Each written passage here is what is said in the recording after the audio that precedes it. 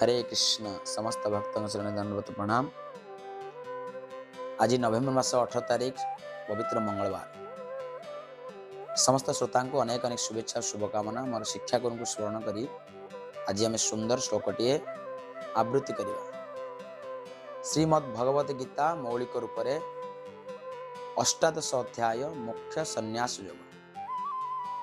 श्लोक संख्या 41 रे भगवान अर्जुन को कहते ब्राह्मण क्षत्रिय वैश्याम शूद्राणं च परन्तप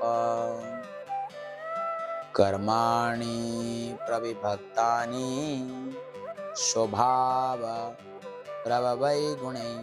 अनुवाद भगवान अर्जुन को कहते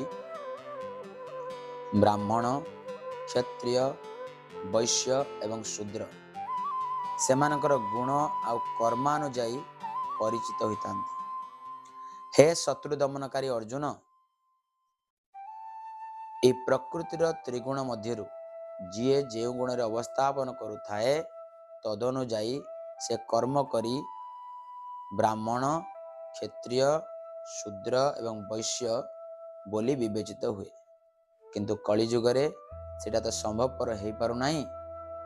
तेणु भगवान श्लोक संख्या 42 रे ब्राह्मण मानकर गुण दर्शाई। आसंता काली आम श्रवण करवा ब्राह्मण मानकर प्रकृत गुण कौन।